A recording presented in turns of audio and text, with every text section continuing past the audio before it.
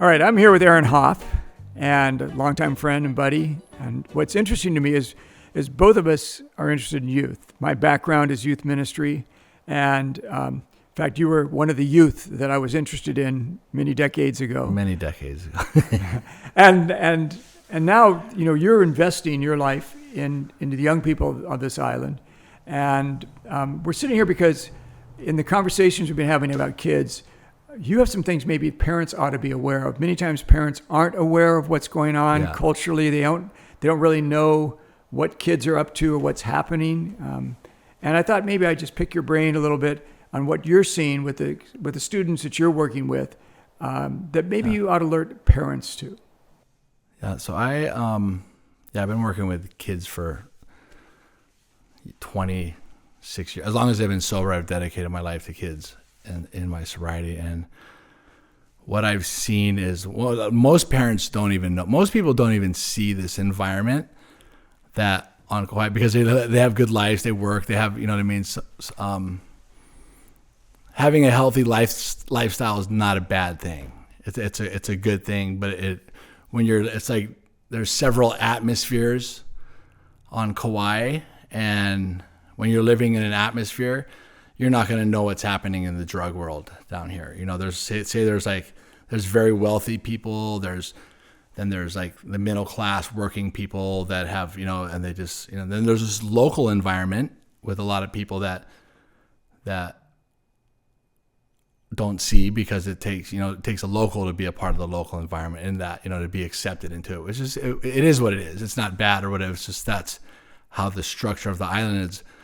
But then there's this atmosphere where there's a drug world on Kauai that is active 24 hours a day, and it does not stop. And most parents don't see this, because you come to church, it's good, but you're just not there, and that's awesome.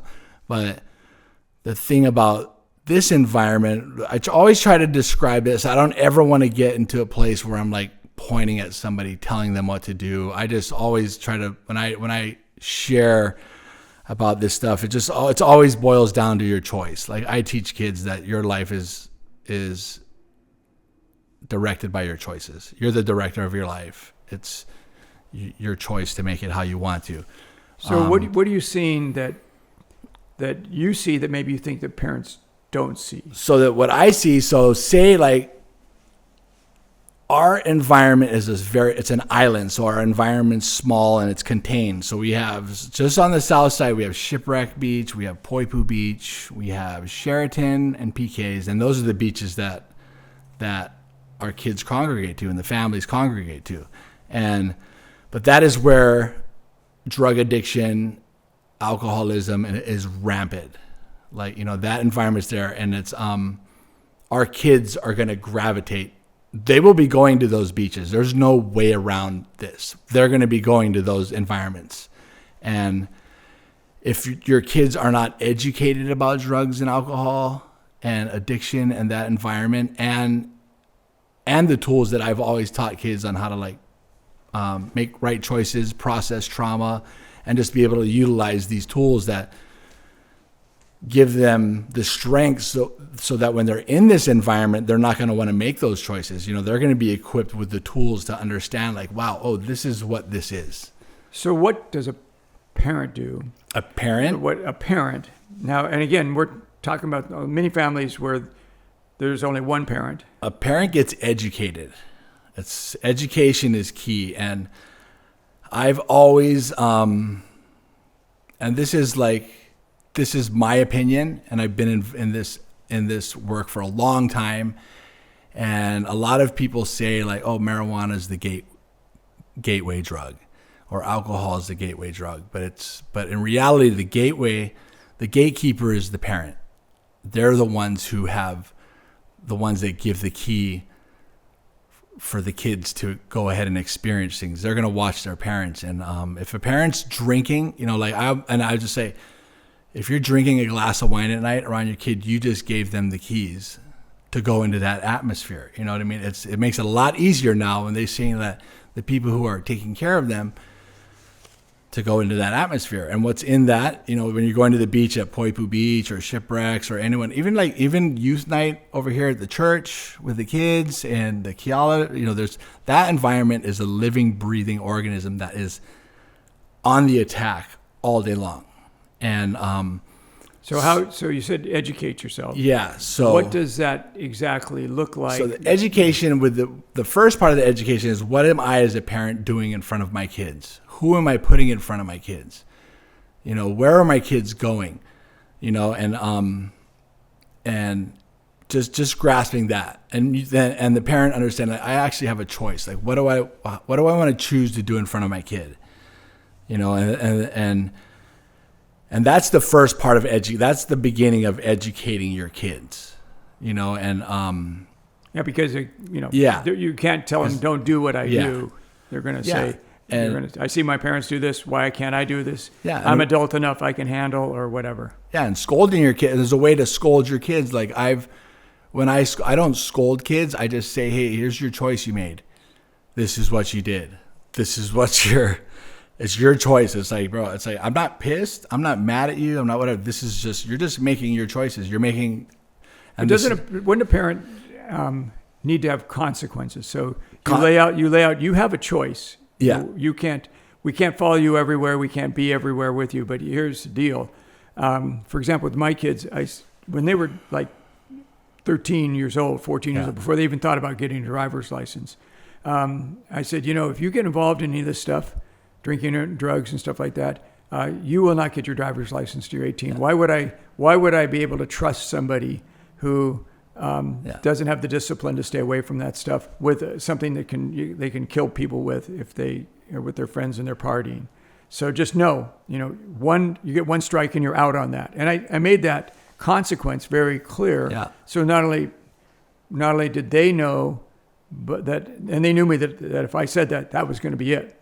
And I did it early enough so I wasn't chasing the behavior. I was preempting the behavior, if that makes sense. Yeah, so that's the exhausting part of parenting, is actually communicating the consequences without having an emotional attachment of anger and, you know, toward the kid, because that damages the relationship with your kid that you're trying to foster so that you can walk with them their whole entire life. If I'm over here beating my kid, chances are when they get older, we're not going to have a relationship.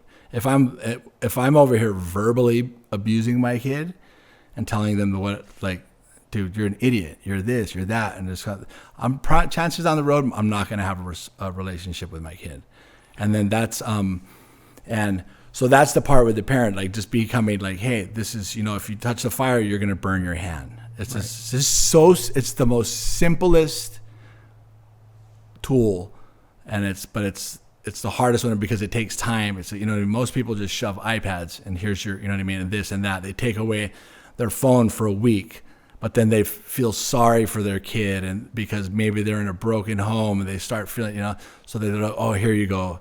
And the parents like, so there's no teeth to the so the parents are like, here you go, and that's almost like that's a drug too. The parent gets a release of dopamine because they get their kid, they give them the phone, and because of all that they're going through, and you know what I mean, they start to, you know, and then it's just like, well, that's why I've always suggested that you talk about the issue way before the kid's likely to get into it, whether it's sexuality, pornography, you know, drugs, alcohol. You talk about it way before. Way before. Very transparent. And you lay out what the consequences are going to be.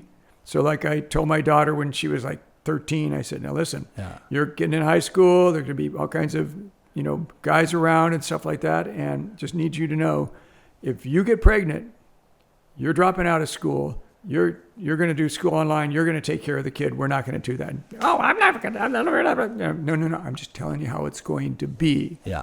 And again, if they know that you're the kind of parent that's going to lay down the law and then just melt a week later, like you said, just hand them the iPad back or give them their phone back. But if those consequences are real and they fit the crime and they're done before there's a situation, because like you're right, in the middle of a situation, all you get is anger. You're not being fair, blah, blah, blah, blah, blah. And I did it poorly with my son. You know, I was very, like, we hated each other. You know what I mean? We loved each other, but we just hated each other. You know what I mean? This is all from experience. I only speak from my experience as being a shitty parent. You know, but it took a long time and I'm grateful for I used the 12 steps in this program that helped me have some steps to rebuild this relationship with my son. And we have a beautiful relationship now because of the transparency that we have cultivated over the years and the ability to just talk things through, and you know what I mean? And it's so cool. And I wish that on every family, but it takes like, at a very young age. That's why like the Keala Foundation, I've created a curriculum that's super easy. It's a word every day that helps me teach kids, or any of our leaders, that helps teach kids just the basic foundations on how to use, you know, how to understand, like, basically, what do you do with your pain? How do you process something that hurts you? You know what I mean? You ask yourself that question now. You know, a lot of parents and people and adults, they have no idea how to do that, like, specifically. Right. You know, and that's a heavy thing to not know how to do, because if you don't process the trauma, you're going to end up drinking a glass of wine at night to take the edge off. You're going to end up smoking weed to take the edge off. You're going to end up doing things to take the edge off that gets robbed from you at a young age. And you know, at the end of the day, all those feelings come naturally from God. You know, that's the basic. The number one thing is God provides all of that. And if you struggle with those things, you know, and it's because there's rifts in that relationship, you know, and it's right. So I guess another thing you would say for parents is spirituality, having a relationship with God, is super important. Oh, number one. Okay. That's the key fact. That's on everything. That's because He's responsible for everything. You know, and if I don't have someone to give all the responsibility to, I take ownership of it, and I can't carry that weight. It's impossible to carry my shortcomings, because they happen every day, all day long, and so it's not what you preach; it's what you live. Yeah, it's what you live. Right. It's easy. I can remember. I could remember the, you know, like they call them big book in AA. The people who memorize the big book. Church. I see a lot of people who can recite verse, and I'm horrible at it. But it's like, it's, you know, I look at people. How much do you serve in your life? You know what I mean? It's just like, there's so many kids that need this education. They should be lining up, right, to do this. Talk to me about screens. Screens are a relatively new phenomena. Most adults didn't grow up walking around with an iPhone. Oh, iPads and stuff like that. Yeah. That's just addiction. It's another form of, like, getting loaded. But you can use them properly. They can be used for something very well. So what do you say? Because, you know, pornography is rampant. Yeah. You know, it's mostly coming through screens and stuff like that. What do you say to parents? What advice would you give to parents about how much time a student should be allowed to be on screens? I'm a big fan of educating kids at a young age. And it has to be educate them to do what? About the choices they're making. Basically, like the education would be sitting down and saying, "Hey, you guys, here, this is," like, I do an inventory with kids. I always start with a basic inventory. It's okay, what are you guys doing at home? You know, this is your life. What do you, or you know, and this is going, you know, okay, and then I'll go over and break down all the costs at home, and then you just, okay, this is all the costs, and I'll just say, hey, if you had the person like this living at your house, would you want to support them? They're like, no. So there you go. They're you know, they're educated on how they act at home. Now they have the choice on do that. When it comes to you guys want to be successful in life? Okay, what is your day like? And this is beautiful. You sit down, you get a button, you make it fun, and you're like, hey, we got Instagram, TikTok, how much time? They're like, I mean, it gets fun. I mean, they get all the things that they're writing. And then I'll put down, okay, what do you guys want to be when you grow up? They're like, oh, doctors, plumbers, bing, bing, bing. And I'll point out, okay, well, does this look like, if you're doing this behavior, do you guys think you're going to be able to get your, you're blowing your time. And they're like, right no. now. And then that's like, it's the parents. I mean, you really can't, you have to be able to educate the kids so that they start making these choices, they'll, a lot of the parents don't even know the stuff that they're doing. So they don't even know how to make the same choices, the basic choices that these kids are making. So would you advocate to parents as part of their education that they make sure that any device that they give to their kids, the parent has all the passwords, the parent is able to go and check what they're doing? Always, of course. You want to be a parent, not a friend. You want to make sure you have all their stuff and doing that. Right. But it takes, I mean, true parenting is basically exposing, or mentoring is exposing your choices, and then you get to make the choice. Right. Like I tell kids, and people may think I'm crazy, is when they come here, I'm like, bro, if you guys want to go, when you guys leave this camp, if you guys want to go use drugs, it's up to you. You guys go for it. I just gave you guys all the facts, and now you guys can make a calculated choice to actually do what you want to do with your lives. I don't think a parent would probably say that to their kids. I think a parent would go, no, not under this house. Yeah. When you're out of the house, you're on your own. You make your choices when you're out, but when you live here, it's our rules. Yeah. And it may sound crazy, but it's like when you actually give the kids ownership of their lives and they start making those choices, sure, you'll be there to curb them or whatever, but they start making good choices because they feel like they have ownership. They're not being told. There's like an old way of raising kids it's very dysfunctional, and it's been passed on by generation and generation, and it's like it's just dysfunctional. When you go over there and you have this, you're creating a position that you're going to have to be policing your kids all the time. You know what I mean? Right. And then that becomes more work. Right. And then you're going to have, like, if you don't do the dishes and the chores and this and that becomes something else and then you have all these battles that you have to make sure are being done so that you can maintain this horrible relationship between kids when you don't want that. You just want to. So what I would say, what I always say to parents is, especially when you get to teenage years, it's more like a business relationship in a sense. So your job is to take out the trash, for example. That's your responsibility. That's your contribution to our family. You're taking out the trash. And I remember with my boys, I'd come, the trash wasn't emptied. I'd tie up the bag, and I'd go and put it on their bed. I put it on their bed. Do that. Yeah, I just put it on their bed. I wouldn't comment about it. I wouldn't yell at them. There was no argument. I just put it on their bed. And I remember my son would come in and, well, you put all this stuff on my bed. I go, well, I needed room in the trash can. And your responsibility is to get it from here out to the trash can. It's not mine. So I just dropped it off where you live, which is your bedroom. And it didn't take doing that much more than once or twice, and the trash got done. And those are just things that you can do. You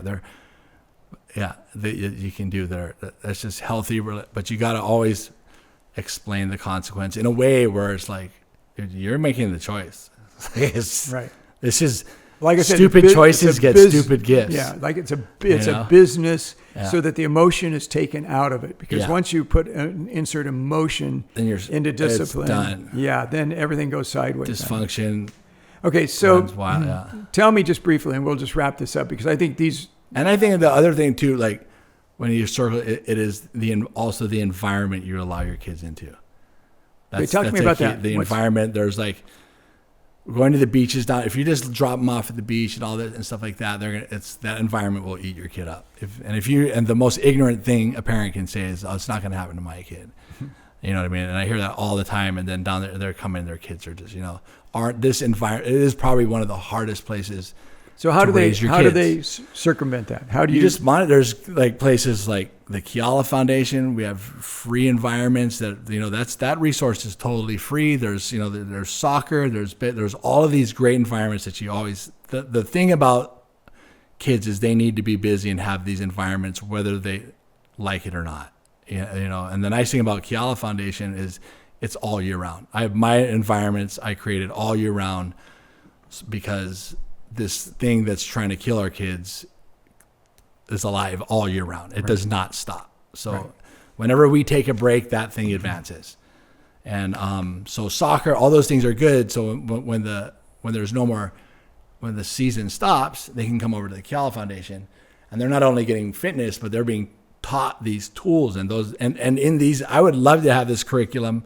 It takes 5 minutes in the beginning and 5 minutes at the end of the sport or whatever it is that they're doing, to learn something that will save their lives and give them the ability to like navigate life. Well, maybe we'll work on getting that in print so people can download it. It's all in print. I have it. Curriculum, print, daily, everything. It's all done. At the end of this podcast, we'll put a place where they can email you for that. How's that sound? And it's super cool. I mean, you could take this curriculum, and every night before you go to bed, there's a word. It's like on just anything. There's a word that describes and it gives you the enough information to be able to speak about your experience with what that word means to you. And you'll be surprised. But when you're a kid, when you start, you know, it's just basic knowledge it's in here. Right. That's like God, you know, it's in here. It's just a matter of how do you wake that up and give that strength. We teach facts in school. We don't teach values. And that's what you're talking about, is teaching values. Yeah. You know, Judeo-Christian values that really originated with God and his ideas. Yeah. As we wrap up, real quick thing, Kauai Foundation, it's supported by donations and grants. Yeah. It's reaching kids all over the island. All the world. It's crazy. Well, I know you're going to and be adults. It's not only kids. You're going to be an emperor of the whole world eventually. Yeah. With I'm staying on Kauai. It's but big enough pond for me. But if somebody wants to get their kid involved in Cal, I mean, we have youth groups that are happening here. You know, that are real fun and real active. Yeah. People that are interested in music, we have the bandwagon and things like that. But Kauai Foundation is another whole different thing with fitness and sports and stuff like that. So. Can they just look you up online, Kauai Foundation? Yeah, Kauai Foundation. And we do have the very first intervention camp for kids that are getting in trouble with drugs and alcohol. Okay. So if one of their kids is already messing around, they can go to you just get it. And it's always, and they don't even have to be messing around with that. It's almost better to get them in when they're younger so that they don't have to, they can, so they don't. Great. It's hard to come back from. Well, thanks, Aaron. Thanks for your time. Hope this has been helpful to some parents out there as they're kind of dealing with kids, especially as they move into teenage years. Yeah. Teenage years, somebody once told me that, and I've repeated this a lot to parents, it's kind of like a kid goes into a fog and they have no idea where they're going, but they're just going as fast as they possibly can. Yeah. And the job of a parent and carrying people around them is to be a foghorn to keep them from crashing into the rocks. Yeah. And so learning how to do that wisely without the emotional explosions that oftentimes go on is some really good stuff. So thanks again, Aaron. Cool. Right on. Yeah, thank you guys for all the work you guys do too. And I know one last thing I'll say is I know this sounds like hard stuff, but it's not. It's the simplest thing to teach, and that's the beauty of it. It just takes consistency and maybe 10 minutes out of your day to do that, and it's so it's just good stuff all around.